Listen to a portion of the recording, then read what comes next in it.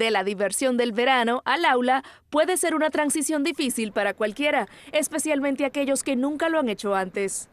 Cuando un niño va a la escuela por primera vez puede ser muy difícil para todos. La terapeuta Jody Baumstein del programa Strong for Life de Children's Healthcare of Atlanta dice que las cosas nuevas y desconocidas pueden ser aterradoras, tanto para un padre como su estudiante primerizo. Dice que puede ayudar a su hijo a tener éxito enfrentando lo desconocido, armándolo con destrezas sociales. Invitar a otros niños a casa, organizar citas para jugar donde puedan interactuar, jugar y practicar las habilidades de hablar entre ellos. Baumstein recomienda también practicar nombrar los sentimientos, ya que los niños muchas veces no tienen palabras para describir sus emociones. Ayúdelos a aprender a pedir ayuda, algo que puede que no tengan experiencia haciendo con alguien desconocido como un nuevo maestro. Y enséñales habilidades de afrontamiento para ayudar con diferentes emociones. Como cerrar los ojos, contar hasta 10, respirar lenta y profundamente, usar sus sentidos para traerlos de vuelta y anclarlos al presente. Esas son cosas que realmente pueden calmar el cuerpo, calmar la mente. Baumstein dice que priorizar el buen sueño, así como reducir el tiempo de pantalla después de la escuela, también es importante y puede despejar tiempo para cosas saludables como actividad física y conexión social. Empodérelos realmente para comenzar a tomar control y hacer cosas que los hacen sentir mejor. Para el Minuto de Salud, les informó Lynn Franco. El cáncer de pulmón se inicia como una proliferación de células en los tejidos de los pulmones, mayormente en el tejido que recubre los conductos de aire. Este se divide en dos tipos principales, el de células pequeñas y el de células no pequeñas. Aunque se asocia al hábito de fumar, pueden haber otras causas. Las causas del cáncer de pulmón son multifactoriales, ¿verdad? Conocemos históricamente el fumar, ¿verdad?, de primera mano o fumador de segunda mano. Sin embargo, son multifactoriales, puede ser contaminación ambiental, está la parte genética, donde podemos tener una predisposición genética al cáncer, y también el historial familiar. Si tenemos familiares que han tenido cáncer de pulmón, estamos a mayor riesgo. Por lo general, este cáncer no causa síntomas, sobre todo al principio de la enfermedad. Muchas veces son asintomáticos o presentan síntomas bien generales que no vamos a asociar a cáncer, como puede ser una tos crónica que no mejora o empeora con el tiempo, una persona que de momento se pone ronca y eso va empeorando. Hay otros síntomas un poco más alarmantes, como puede ser flema con sangre, una pérdida de peso que no fue provocada o no fue buscada, pues ya nos están diciendo que está pasando algo. Pero muchas veces se diagnostica con síntomas asociados a las metástasis, ¿verdad?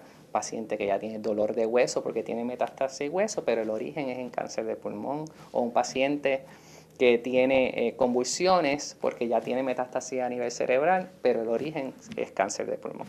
Ahora, con la aprobación de dos medicamentos, Rybrevant y Lacluze, como tratamiento de primera línea, se puede tratar un tipo de cáncer de pulmón avanzado en pacientes adultos.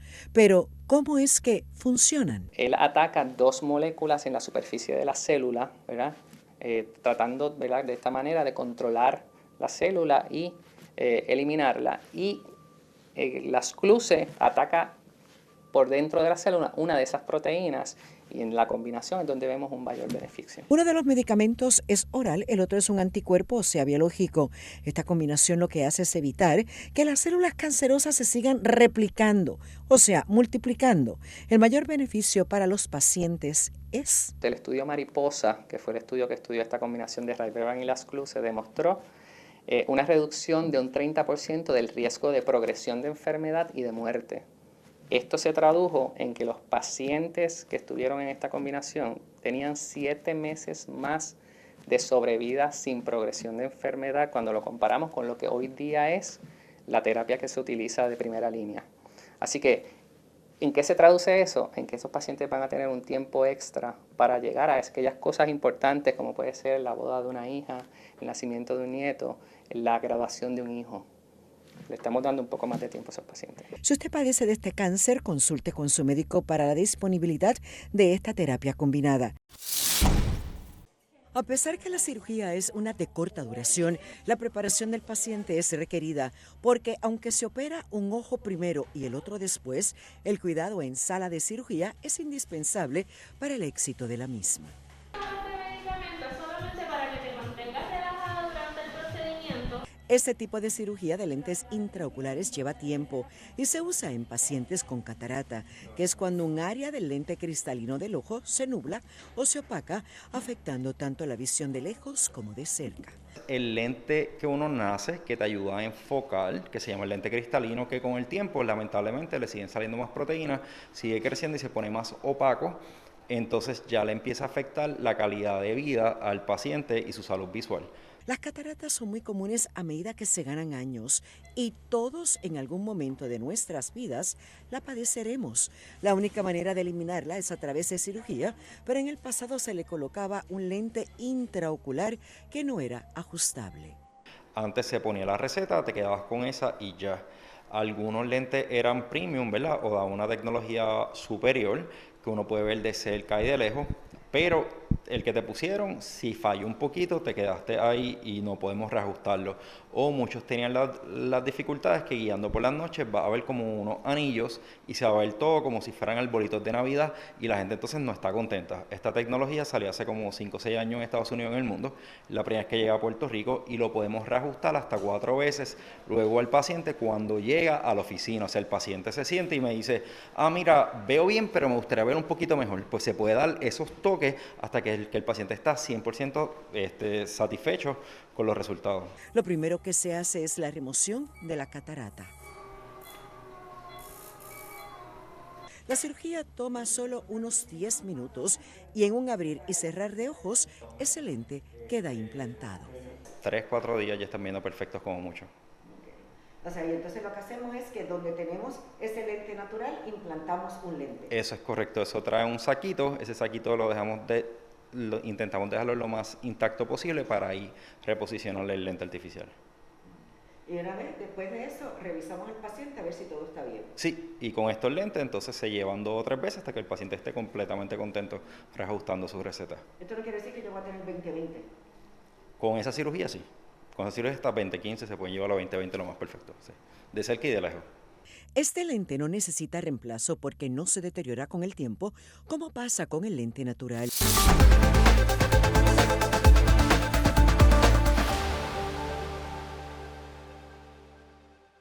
Hasta aquí nuestra información por el día de hoy. De parte de todo nuestro equipo de trabajo, les agradecemos como siempre por su fiel sintonía. Continúen con la buena programación en Telearuba. Nos volvemos a ver en una próxima emisión. 3, 2, 1, clear. Mi nombre es Jerica Benítez, trabajo en el departamento de Telenoticia, en el área de primera plana. Recuerda seguirnos en nuestras redes sociales porque tu opinión es muy importante para nosotros y queremos saber qué te gustaría mirar.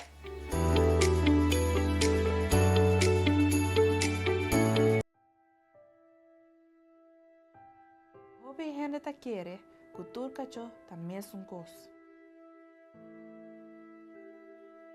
Con antintur camino de drume.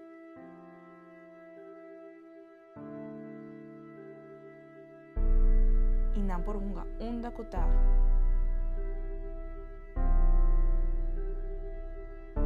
Sigur, tur camino de tinko y comenta.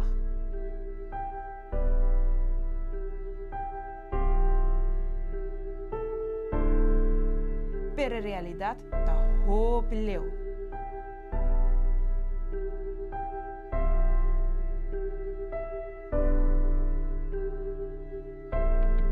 Banstop está aquí. Por favor, esteriliza y castra vuestra mascota.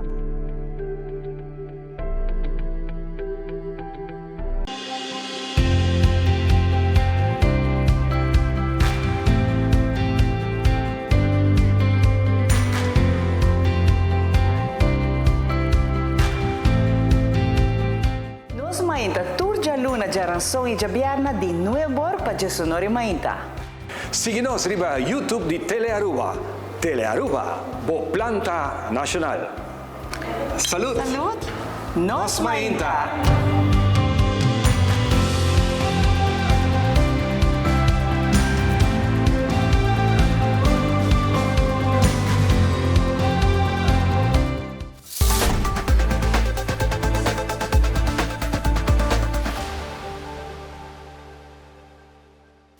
La La función del ojo es percibir y captar las imágenes del exterior y una vez recibidas pueden ser enviadas al cerebro para ser convertidas en imágenes. Aunque en esos primeros años nos preocupamos más por la visión normal o la miopía e hipermetrofía, no es menos cierto que algunos niños puedan presentar problemas de visión funcional, que se define como el paciente interpreta la información que el ojo ve y puede confundirse con la función visual. Se llama como función visual, que eso es cuán bien un paciente puede identificar un objetivo que le estamos enseñando, como por ejemplo vamos al oftalmólogo y nos piden que leamos las letras.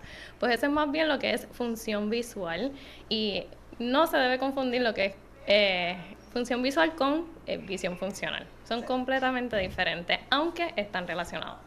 Se ve más en los niños y adolescentes, sobre todo en los prematuros o aquellos que han tenido problemas de salud significativos. El problema es que puede confundirse con el déficit de atención. Básicamente, como ese niño está interpretando toda esa información visual que está capturando su ojo, el nervio óptico y procesándola a nivel del cerebro, pues sí, pudiera verse afectado, confundido con lo que se conoce como déficit de atención, porque no necesariamente ese niño está viendo igual que ve usted y que veo yo, porque no puede interpretar, otra vez volvemos a lo mismo, interpretación de toda esa información que estamos obteniendo. La visión funcional puede afectar el aprendizaje, por ello se debe estar pendiente de ciertas señales. Usted compara a su hijo con un par o con otro niño de su misma edad que sea saludable, usted se pudiera dar cuenta que no se maneja igual llegando a un cuarto donde hay muchas cosas, en un ambiente nuevo,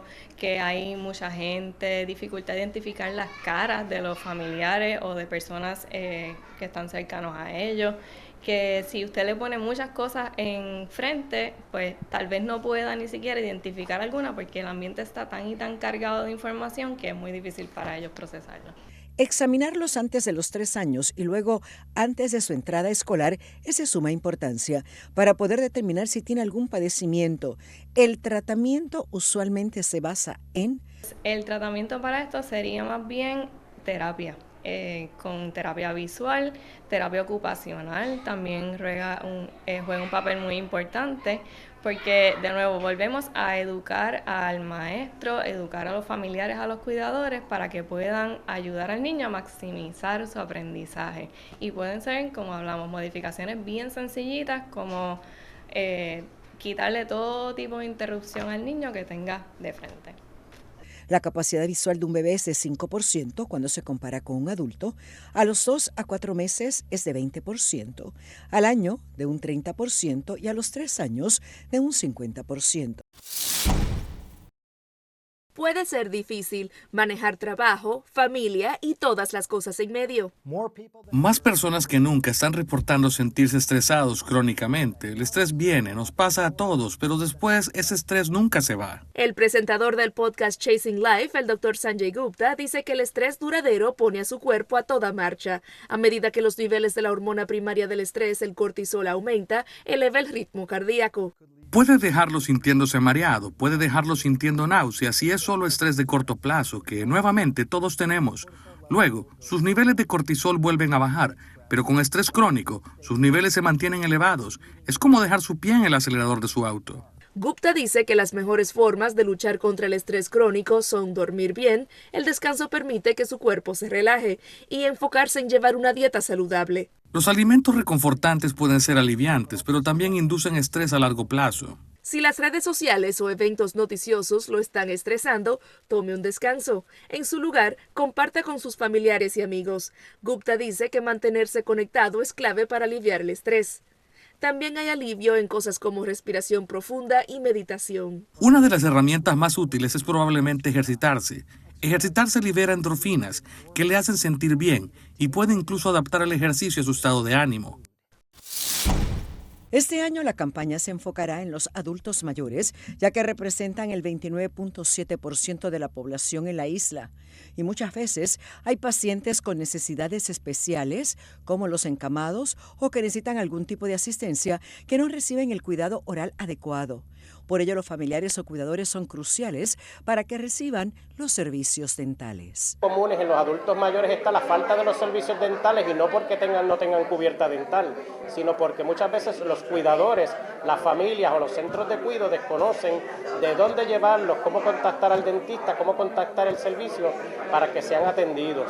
Y los adultos mayores, que muchos de ellos tienen pérdida de piezas dentales, son los adultos que necesitan más cuidado en esas dentaduras y también en su higiene dental, en las encías también.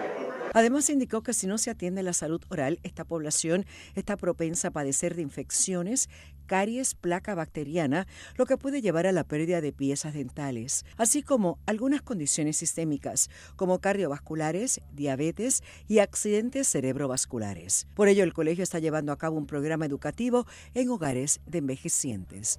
Todos los distritos de Puerto Rico, visitando todos los centros y hogares de adultos mayores, le estamos dando la educación, le estamos dando los mecanismos, le estamos dando material, pasta, cepillos, para que conozcan el servicio y para que soliciten a dentistas en su comunidad los servicios que le hacen falta. Estamos pidiendo un certificado de salud oral que sea requisito del gobierno para que puedan estar en el centro de envejecientes. Ya en esas visitas de educación y orientación se está ofreciendo lo siguiente. Un examen dental, un examen periodontal, un examen de cáncer oral. Así que esa data va a estar y va a estar encaminada a ponernos en acción. Esto se está haciendo para que al menos se puedan hacer las limpiezas orales diarias que se requieren para mantener la higiene oral. Lucereida Vélez, Noticentro. Desde carpetas, cuadernos, papel y lápices, todo lo que los estudiantes tienen que meter en sus mochilas puede hacer que un día de escuela sea algo pesado. Una mochila mal colocada o que pese demasiado puede causar tensiones en los músculos de la espalda e incluso hasta adormecimiento y cosquilleo. El doctor Zahid Aser del Children's Healthcare of Atlanta dice que una de las formas más sencillas para que la mochila quede bien es medir desde la parte baja del cuello hasta lo alto de la cadera. Ese es el largo que debe tener la mochila. Para proteger a sus hijos de lesiones, Aser dice que la mochila debe tener 2 tirantes anchos y acolchados, así como múltiples compartimentos. Una correa al nivel del pecho o una en la cintura también es buena idea. Agrega que todas estas cosas pueden ayudar a distribuir el peso de manera uniforme. Luego empaque las cosas más pesadas cerca de la espalda de su hijo y asegúrese de que no pese más del 10 o 15% del peso del cuerpo. Si su hijo va cargando la mochila y se inclina hacia adelante, la mochila seguramente está muy pesada, así que a veces es bueno dividir algunas de las cosas en otra bolsa, ya sea de mano o una desechable de las compras. El uso correcto de la mochila previene lesiones. Aser dice que se asegure que está a 2 o 5 centímetros bajo los hombros y que no pase de 10 centímetros del ombligo. Lo que se busca es que la mochila se sitúe en la mitad de la espalda, así que ajuste las correas para que quede cómoda. Los omega 3 son ácidos grasos saludables que pueden encontrarse en algunos alimentos como las sardinas, el salmón, en las nueces y en las semillas de chía. Se les llama ácidos grasos esenciales. Son esenciales para ciertas funciones de nuestro organismo. ¿Por qué se le llaman esenciales? Sencillamente porque nuestro cuerpo no los produce, por lo tanto vienen de la alimentación. Y ahora, luego de más de 10 años de estudio en diferentes poblaciones, edades y géneros, queda demostrado que el omega 3 puede ayudar en la producción de neurotransmisores como la dopamina y serotonina. Los omega 3 aumentan la producción de serotonina en nuestro sistema nervioso central. ¿Y qué hace la serotonina o qué es la serotonina? La serotonina es un neurotransmisor que nos regula, entre otras cosas, el estado de ánimo y nuestro comportamiento social. Por lo tanto, niveles bajos de serotonina significa que estoy propensa a tener depresión y otros trastornos de salud mental. Además, promueve un efecto antiinflamatorio en el cerebro y puede reducir hasta en un 30% las conductas agresivas y violentas porque ayuda a mantener las membranas celulares flexibles, lo que es vital para el funcionamiento y desarrollo del cerebro. Estamos hablando, demostró que si ingerimos una dieta rica en omega 3, se disminuye sustancialmente la agresividad y el comportamiento antisocial y también mejora el estado de ánimo.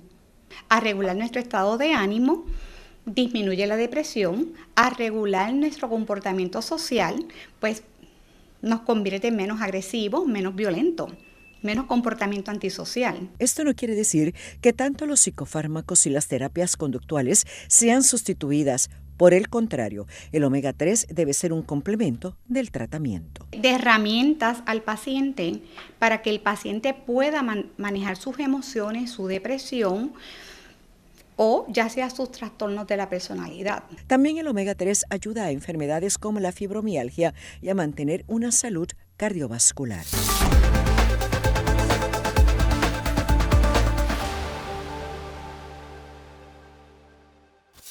Continúen con la buena programación que tenemos en Telearuba. Nos volvemos a ver en una próxima emisión. Y yo soy Alejandra Forero, presentadora de Primera Plana, y quiero invitarlos para que ustedes nos sigan en las redes sociales de Telearuba para que tengan todos los días una dosis diaria de inspiración, información y entretenimiento.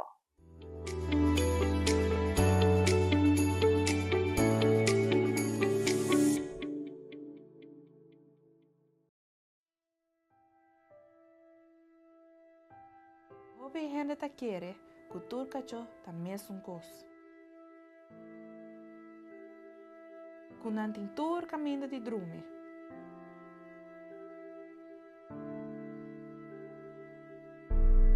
E não por uma onda kutá.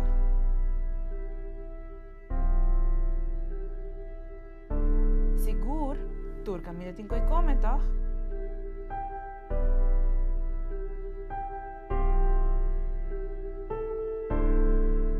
Pero en realidad está hopileo.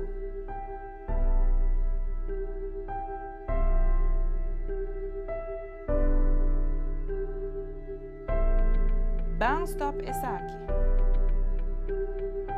Por favor, esteriliza y castra vuestra mascota.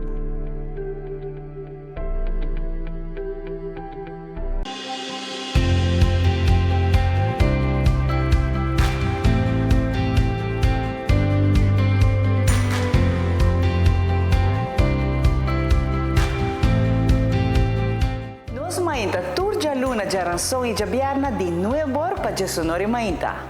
Síguenos riba YouTube de Telearuba. Telearuba, bo planta nacional. Salud. Salud. Nos Mainta.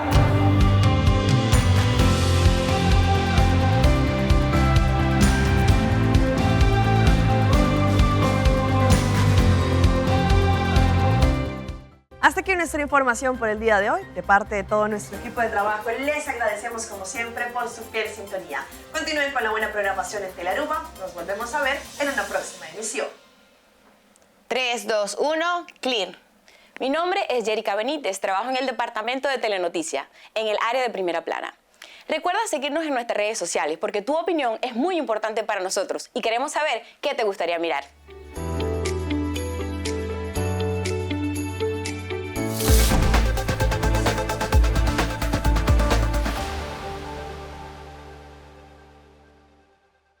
Cada vez que anuncian la llegada de un sistema atmosférico, lo primero que hace la gente es ir a buscar comida enlatada, dulces y pisco labis para pasar las horas en sus hogares. Sin embargo, estos no son alimentos saludables que, por el contrario, podrían empeorar sus condiciones. Venimos de una tradición familiar en Puerto Rico de la salchicha, la jamonilla, todos los espaguetis de lata, y todo eso es altísimo en sodio. Y entonces no estamos en momentos en un huracán para que te suba la presión, terminemos en el hospital, y muchas veces realmente nos arriesgamos demasiado la salud con la alimentación en épocas de huracán. Hay alternativas saludables que no llevan cocción, como por ejemplo... Tan simples como tú coges nueces, compras almendras, compras pistacho, esa es la proteína. Tú compras frutas secas como cranberries, pasas, y eso es la fruta y en parte vegetal porque tiene la fibra. Ahora, ¿qué hago con el carbohidrato? Pues mira, tú puedes comprar crutones plain o sencillamente galletas por soda. Si usted coge, no tienes que cocinar nada, en pleno huracán, tú coges un vasito, te echas cranberries, te echas una mezcla de nueces y te echas crutones, lo mezclas y tú te sientas a comerte eso. Eso te llena, bajo en sodio, tienes una combinación de todo lo que necesitas. Y si no te gustan los crutones ahí, tú coges galletas por soda y vas comiendo como los veganos. Las frutas que más se mantienen fuera de un refrigerador sin dañarse son las manzanas y peras. Estas deben colocarse en una cesta, no en bolsas, y las de lata son saludables. Frutas de lata. La gente le tiene terror a los enlatados porque son altos en sodio, pero quiero que sepa que las frutas de lata no son altas en sodio. Usted va a comprar, va a verificar en el supermercado, el sodio es 0.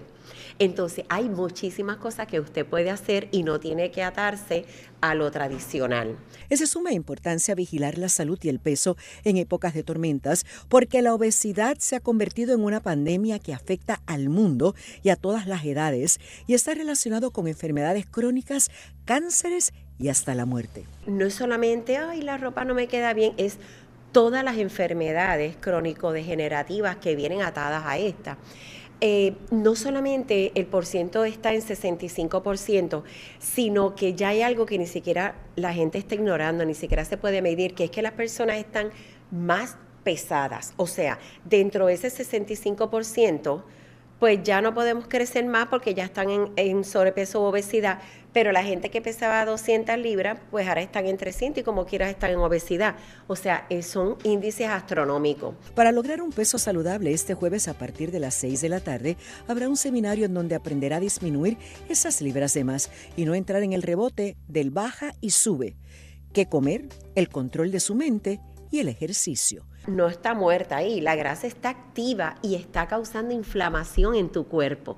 Entonces todo se empieza a degenerar y todo esto se resolvía perdiendo peso. Ahora tenemos el otro problema, que la gente dice, yo no puedo perder peso, yo soy una glotona, yo no sé cómo hacerlo, es mi culpa. Por eso tenemos este seminario, no es tu culpa, es que tú no sabes cómo hacerlo. Además, habrán pruebas metabólicas para que conozca su composición de masa muscular, peso, índice de grasa y su edad metabólica. Es una tendencia aterradora. Los investigadores revisaron las tasas de casos de cáncer basado en los años de nacimiento de las personas. Grupos similares tienen el mismo tipo de estrés social y ambiental, probablemente también dieta que otros que nacieron durante ese periodo. El nuevo estudio, llevado a cabo por investigadores de la Sociedad Estadounidense de Cáncer, encontró que aquellos que nacieron entre 1965 y 1996 tienen un riesgo mayor de desarrollar 17 de 34 tipos de cáncer que fueron estudiados, en comparación a las generaciones mayores. Esto incluye cáncer de mama, pancreático y gástrico. Las tasas de muerte en este grupo etario menor también son mayores para el cáncer del hígado en las mujeres, como también uterino, de la vesícula biliar, testicular y colorectal. Es importante saber que no tenemos una solución simple para este problema complicado. Por eso los expertos dicen que se necesita más investigación para hallar la causa de estas tasas crecientes de ciertos cánceres en adultos menores. Por ahora, los investigadores dicen que los miembros de la generación X y los millennials deben mantenerse atentos. Si sufre síntomas inexplicables, como dolor abdominal, hinchazón, cambio en las heces, asegúrese de buscar atención médica. Y si le dicen que no puede pasar porque es demasiado joven, abogue por sí mismo.